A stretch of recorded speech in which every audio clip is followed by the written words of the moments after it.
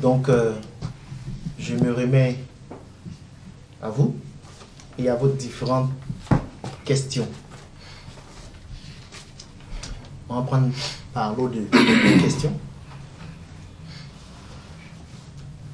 Question en même temps. Oui, allez-y. Non, je demande si vous répondez directement ou bien vous...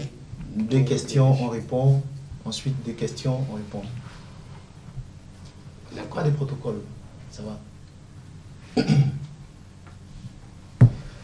Alors moi, je voudrais revenir. Je me présente. Allez-y. Venant Saka pour l'Inter. Je voudrais revenir sur Merci, les monsieur points. Aka. Vous dites que les Ivoiriens devraient simplement être responsables et payer les 5 000 francs. Or, nous savons qu'en 2010, l'opération s'est faite gratuitement. Pourquoi est-ce que les Ivoiriens devraient payer les 5 000 francs? Même s'il s'agit effectivement de la nationalité, ne pensez-vous pas que, avec la réalité que les Ivoiriens vivent, le gouvernement devrait endosser cette responsabilité? Ça, c'est un point. Et le deuxième point, vous avez dit avoir entrepris des rencontres avec les guides religieux et autres. Conformément à l'adoption probable de la nouvelle constitution qui envisage un parrainage et la hausse de la caution, vous en tant que candidat indépendant, quelle est donc l'appréciation que vous faites de cela? D'accord. Merci, monsieur Aka. Évidence de l'Inter, c'est ça? Évidemment. D'accord. Premièrement, je partage ce que tous les Ivoiriens ont comme sentiment de ce que la carte d'identité 5 000 francs, c'est cher. C'est cher payé.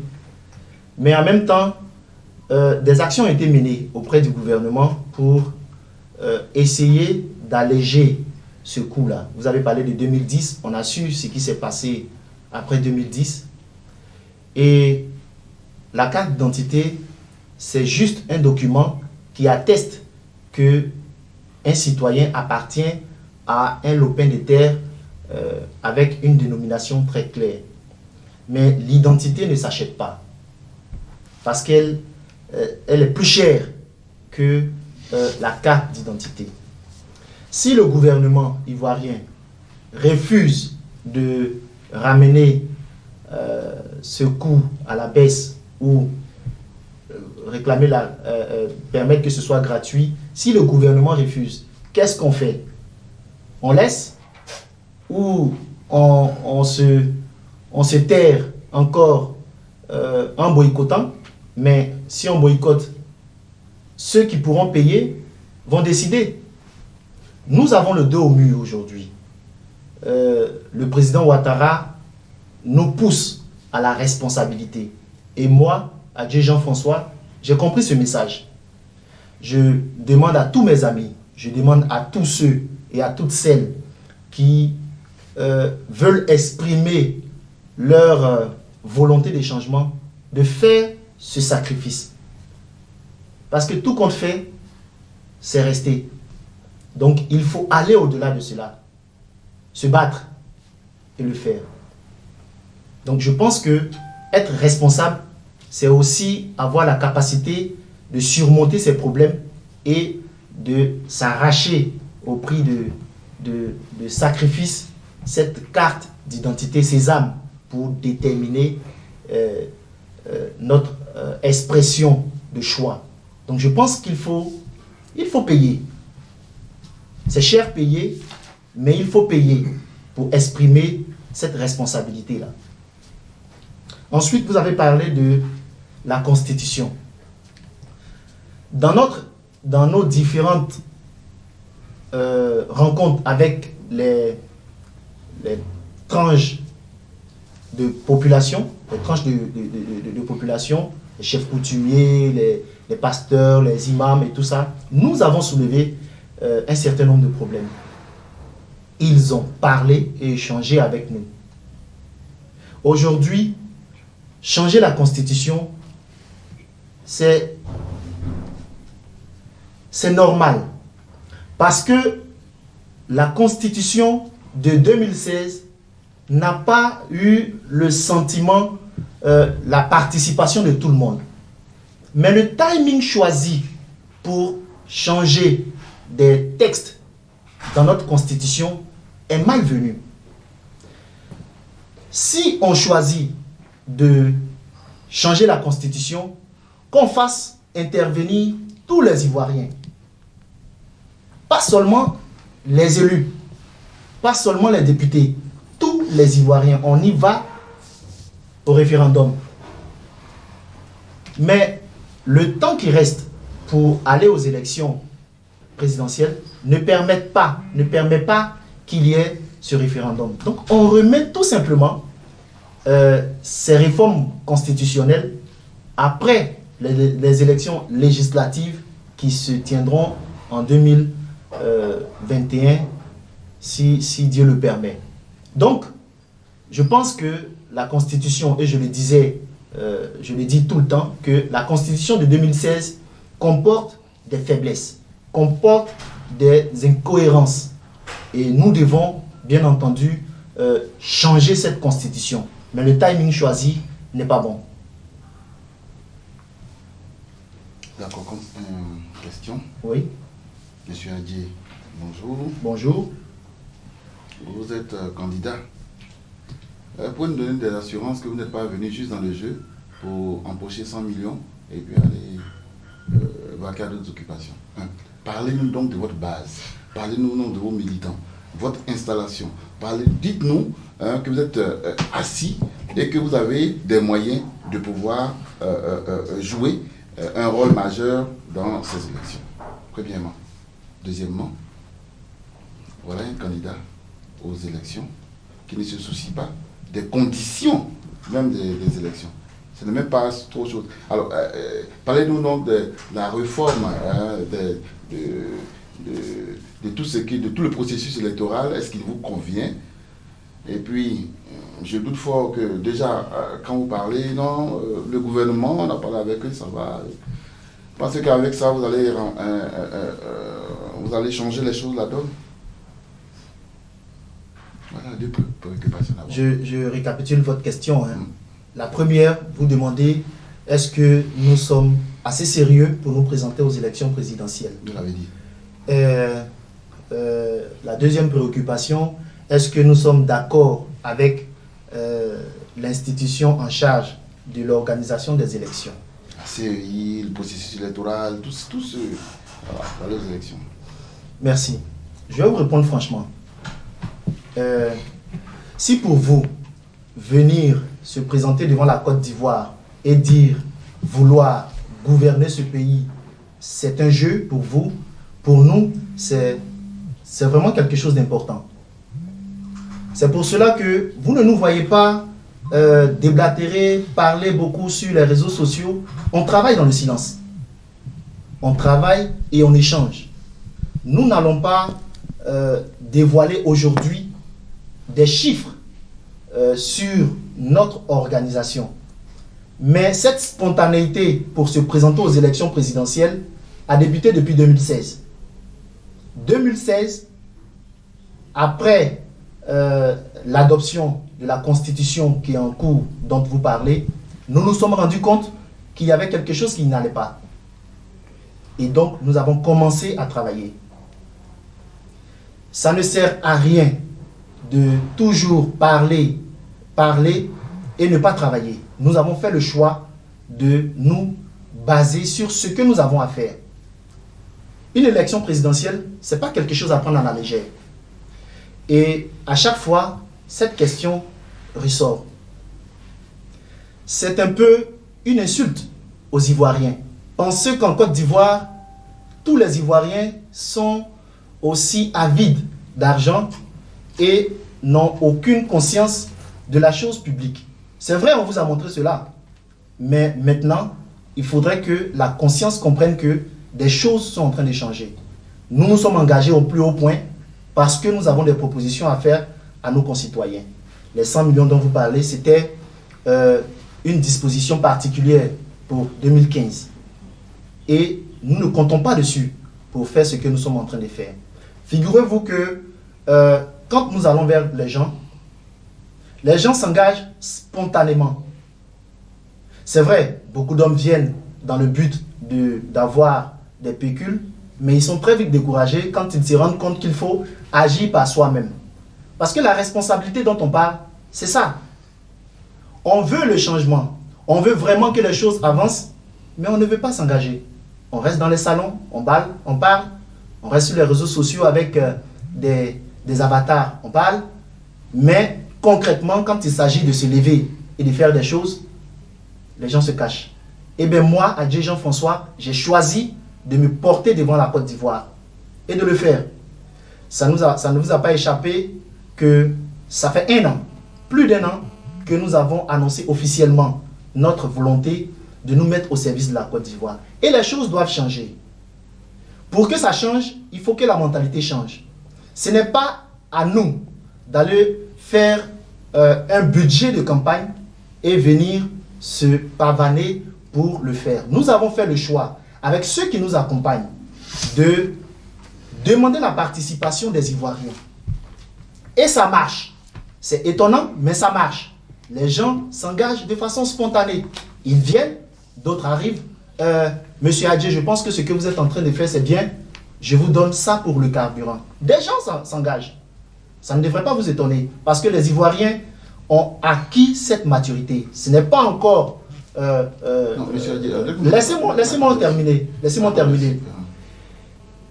Les Ivoiriens ont acquis cette maturité. Et ils y vont pour ce réel changement.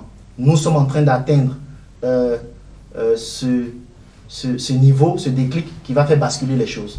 Donc, je vous le dis, je ne viens pas pour ces 100 millions, mais je viens pour apporter une réelle volonté de mes concitoyens à faire changer les choses, à commencer par nos différentes mentalités.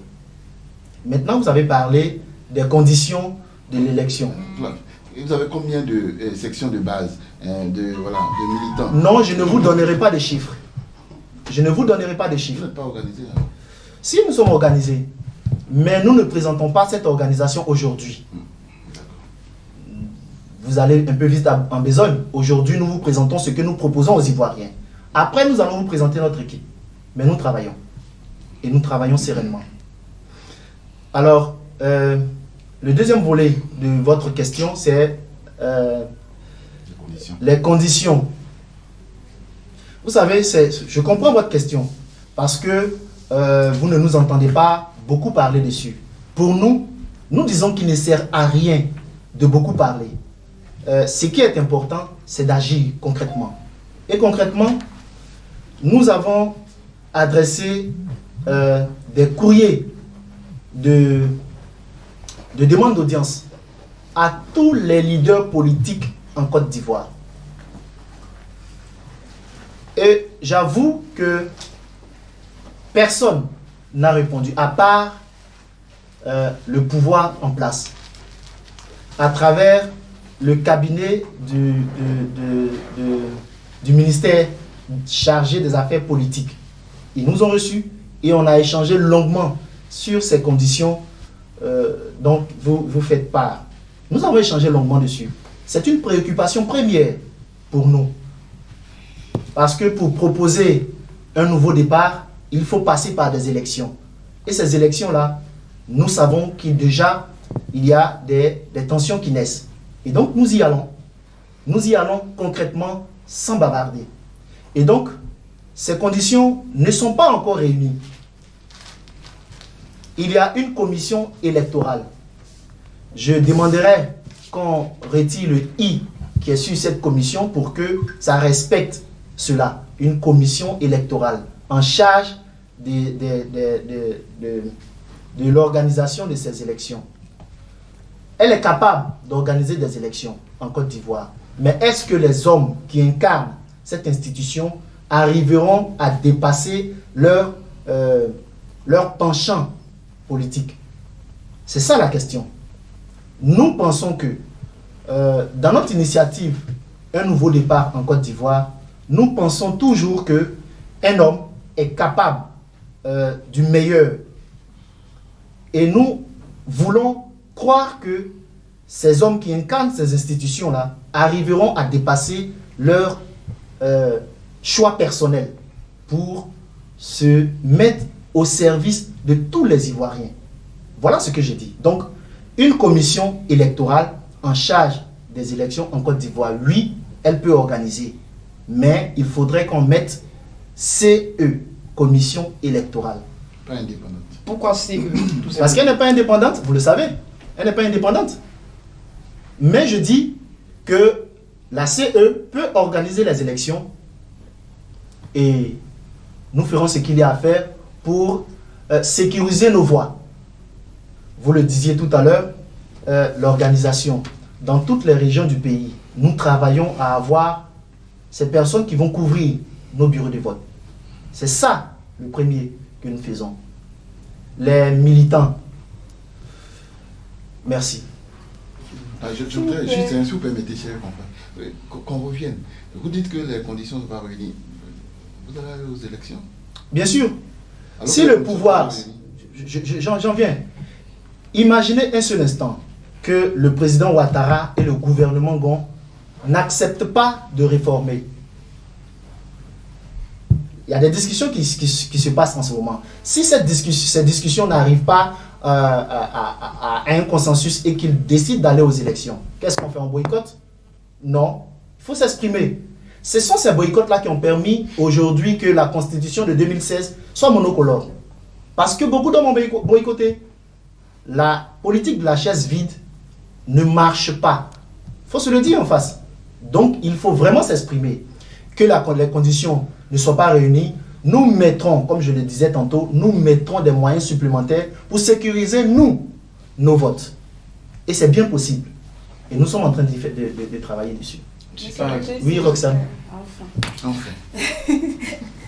D'accord, je suis Roxane, afriquesoir.net. J'aimerais savoir, vous avez dit beaucoup de choses, comme la carte d'identité à 5 000 francs, vous êtes d'accord, la politique de la chaise vide ne marche pas. Vous avez adressé des courriers aux hommes politiques en Côte d'Ivoire qui n'avaient pas été reçus, sauf le pouvoir en place. Est-ce que ce n'est pas une manière d'aller vers le RHDP? Je n'ai pas fini. D'abord, je voulais savoir, nouveau départ pour vous, c'est quoi exactement? Parce que j'entends nouveau départ, je ne sais pas. Pour vous, c'est quoi le nouveau départ? Vous avez fait également des tournées, comme genre celui d'écoute, des commissions, comme vous l'avez appelé. Des commissions, comme vous l'avez appelé. Est-ce que dans vos différentes commissions, à vos différentes rencontres avec les Ivoiriens, oui. est-ce que vous avez emmené l'Ivoirien devant ses responsabilités? Est-ce que vous avez dit aux Ivoiriens que ce sont eux qui font les hommes politiques? Parce que moi je suis de cet adage qui dit l'Ivoirien, le peuple a les dirigeants qu'il mérite. Merci. Bien, merci. Vous avez posé 2 questions. 3. Non, 2 questions. La première question, vous avez parlé du RHDP et du fait qu'il nous ait répondu. Par la suite, vous avez parlé de concrètement ce que c'est que le nouveau départ. D'accord. Et votre deuxième question est une réponse dans la question du nouveau départ. Pour commencer, comme je le disais, nous avons adressé des correspondances à tout le monde et en même temps. Ceux qui ont répondu, c'est vers ceux-là que nous allons. Si moi je dois rentrer au RHDP aujourd'hui, c'est que le RHDP me propose d'être candidat du RHDP. Ça, il faut le noter. Et c'est très clair. Nous avons le devoir et la responsabilité de parler avec tous les Ivoiriens. Et nous avons nous-mêmes demandé à parler à tout le monde. Et ceux qui acceptent de parler avec nous, c'est avec eux qu'on parle. Voilà pourquoi je dis que c'est le RHDP qui a répondu. Et d'ailleurs, je dis RHDP par abus de langage, c'est le gouvernement qui nous a reçus. Voilà.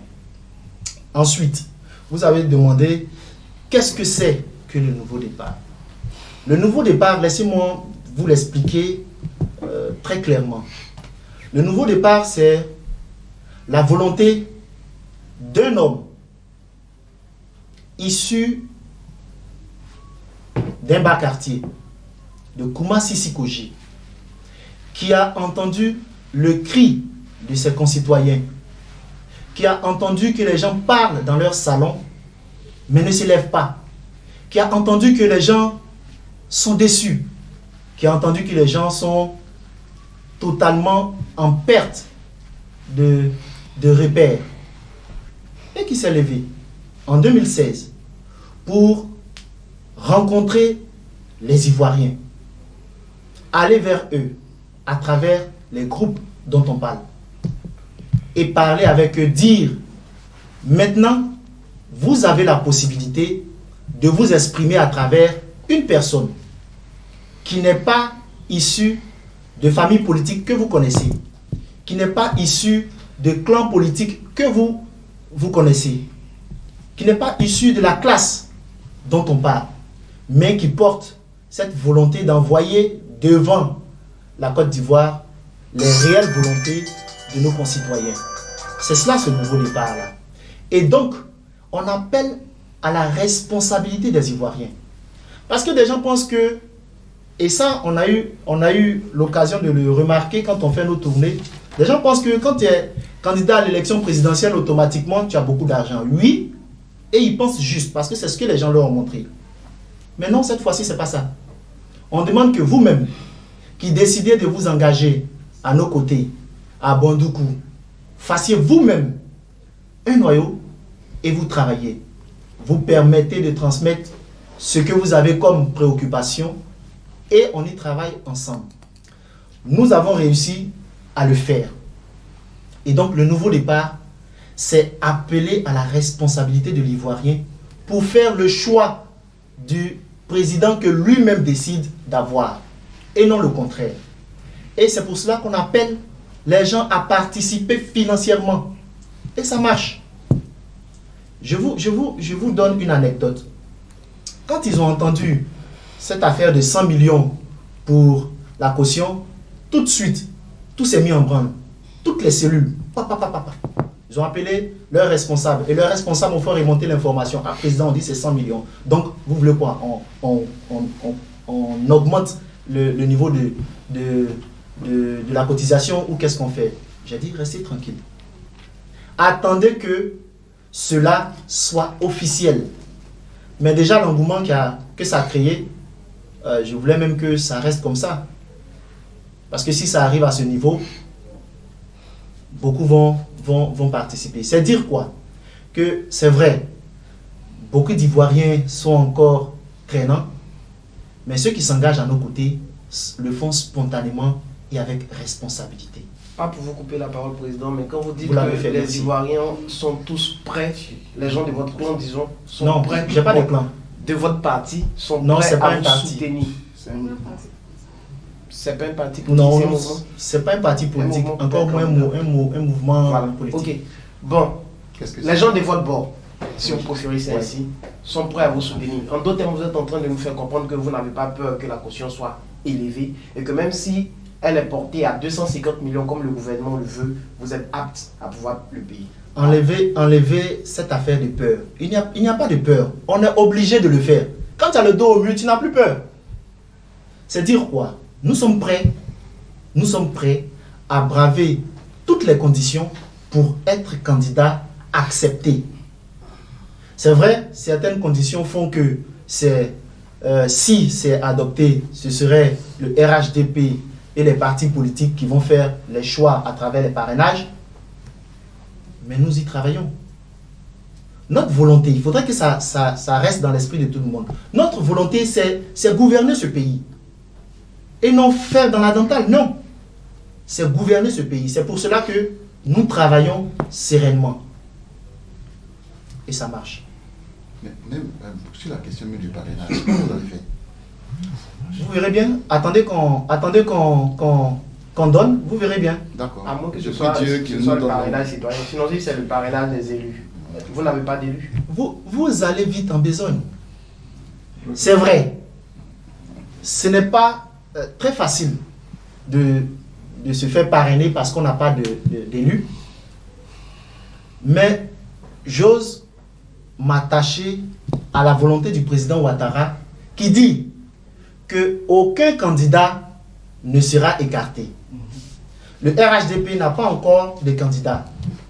Adjé Jean-François est candidat depuis le 22 janvier, avant même que le RHDP fasse son congrès. Le président Ouattara dit ce que Ouattara dit, il fait. Moi, je m'en tiens à sa parole. Personne ne sera écarté. Et donc, nous travaillons pour être candidat. Merci. Monsieur Oulaï de Ivoire TV.net. Alors, que répondez-vous à ceux qui disent que la Côte d'Ivoire est trop importante dans la sous-région et en Afrique pour être laissée entre les mains amateurs et novices? Ça, c'est la première question. La deuxième question, vous proposez des programmes. Est-ce que ces programmes ont fait le pour ailleurs? Voilà. Et deuxième question. Troisième question, concernant l'éco. Vous êtes d'accord avec l'éco? Et enfin, quel est votre point de vue concernant le 43e bilan?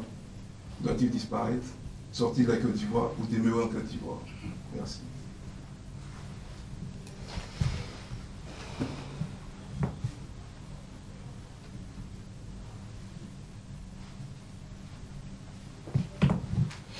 Bien, merci. D'abord, il faut qu'on soit clair sur une chose. Il n'y a pas une école où on y va pour apprendre à gouverner un pays. Il n'y a pas d'école où on dit, bon, ici c'est école des présidents. Où on va, tu t'assois, tu apprends quand tu sors, maintenant tu postules pour être président. Non. Nous faisons confiance aux hommes qui nous entourent. Figurez-vous que le président Laurent Gbagbo, je le cite comme exemple, parce que au cours de la guerre de 2002 à 2010, vous avez vu comment est-ce que cet historien de formation a mené une guerre. Il était le chef suprême de l'armée, n'est-ce pas? Il n'a jamais mis le pied, je vais dire, il n'est pas un militaire formé à l'art de la guerre. Il a fait bien sûr l'école militaire, mais il n'est pas un militaire de formation. C'est pour dire quoi? Quelqu'un qui gère un pays, le gère avec des hommes. C'est pas lui, c'est pas sa compétence. C'est la compétence des hommes qui l'entourent. Je comprends bien votre question parce que des gens donnent l'impression que le président était super-homme. C'est pas un surhomme. Il est juste bien entouré. Et nous pensons que nous pouvons être bien entourés pour bien gouverner ce pays. Le programme que nous proposons, c'est nouveau. C'est nouveau et ça peut marcher parce que on a bien écouté nos concitoyens. Nous allons travailler pour que cela soit vraiment effectif. Ça n'a pas été testé ailleurs. Pour certains, oui, mais pour d'autres, non. Mais nous y allons, nous travaillerons et nous permettrons que ces hommes qui sont aujourd'hui ordinaires et qui travaillent d'arrache-pied pour faire ces propositions, sont ces mêmes hommes qui font les propositions aussi au gouvernement qui sont passés. Et donc ce sont ces mêmes hommes-là qui travaillent et qui vont permettre que ces choses-là avancent. Nous insufflons juste cette volonté de rendre la chose plus récente avec les outils de notre époque. L'écho. J'aurais voulu qu'on dise les échos, parce qu'il y a l'écho de la CEDEAO et l'écho de l'UEMOA. On a tous vu ici ce qui s'est passé. Ce que je voudrais qu'on retienne, quand vous avez suivi dans notre présentation, nous avons dit que l'intégration surrégionale est très importante pour nous. Donc, nous allons permettre que nous soyons d'accord sur une monnaie et travailler à ce que cela soit utilisé dans notre zone d'échange. Vous savez, le franc CFA, certains disaient que c'était une très bonne monnaie, mais ils ont accepté que cela soit réformé pour que cela devienne éco. Ils l'ont même annoncé. Nous pensons que nous avons un objectif, c'est d'avoir une intégration réussie. Et aujourd'hui, l'éco a un écho défavorable dans la population. Je vais vous raconter une anecdote.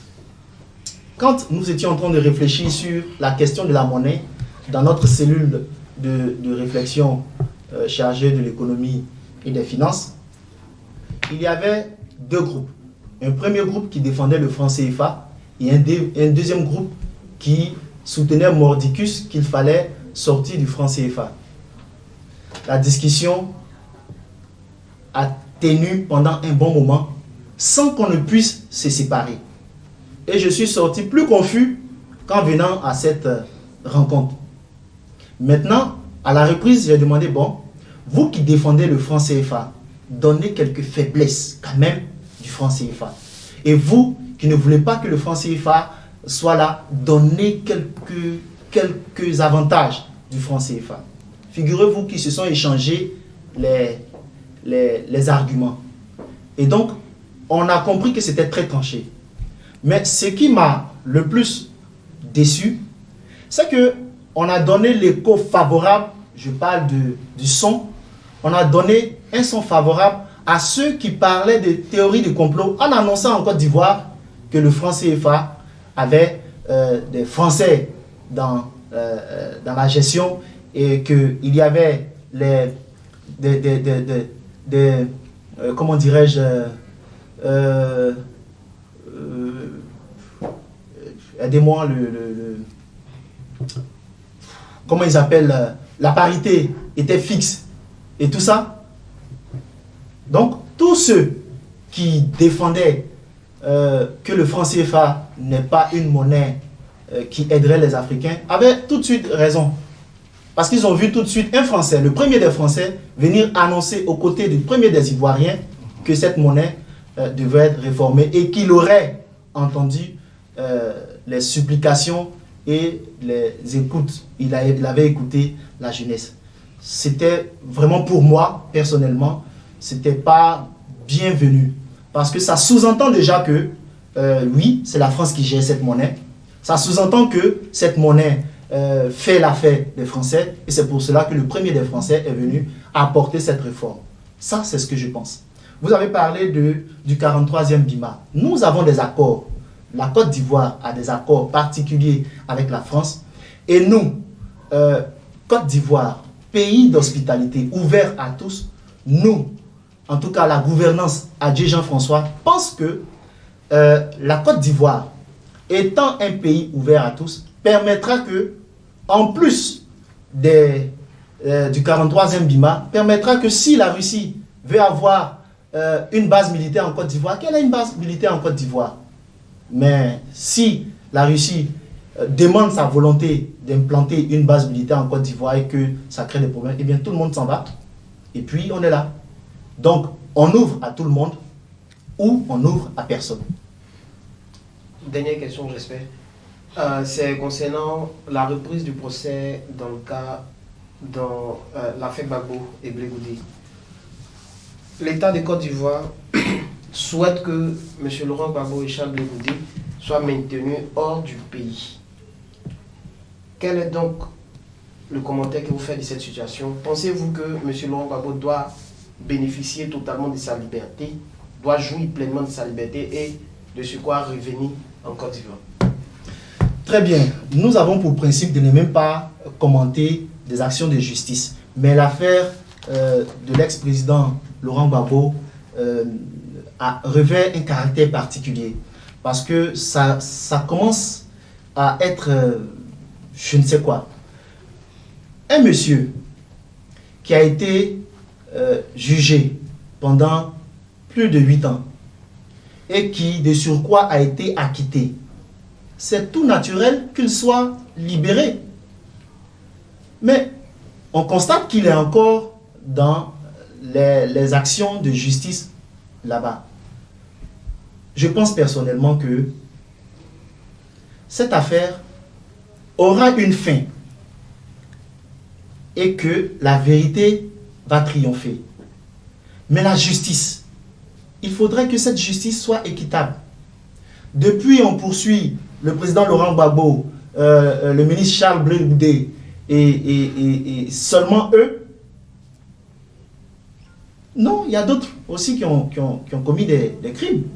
Il faudrait que la CPI commence à se pencher pour qu'on constate que c'est une institution de justice qui est équitable.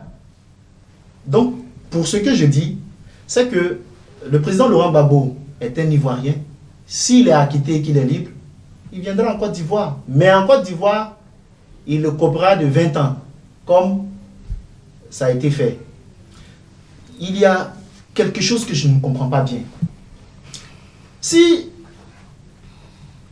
l'État de Côte d'Ivoire estime que le président Laurent Gbagbo ayant commis des crimes et que la Côte d'Ivoire n'avait pas d'instrument juridique pour le juger en Côte d'Ivoire et que la CPI a tranché, maintenant qu'elle a retrouvé son instrument juridique, elle trouve que il y a 20 ans à lui accorder. Ça sonne discordant. Et je pense que les uns et les autres doivent apaiser les choses et permettre que tous les fils et toutes les filles de ce pays rentrent pour que nous puissions travailler à opter pour un nouveau départ en Côte d'Ivoire. Je dis surtout que le président Laurent Gbagbo à l'époque avait travaillé à ce que tout le monde entre, y compris le président Alassane Ouattara. Il a travaillé pour que le président Alassane Ouattara revienne au pays et prenne part au processus électoral. Donc je pense que ces choses-là doivent se faire, se discuter. Et je sais qu'ils en discutent déjà. Merci.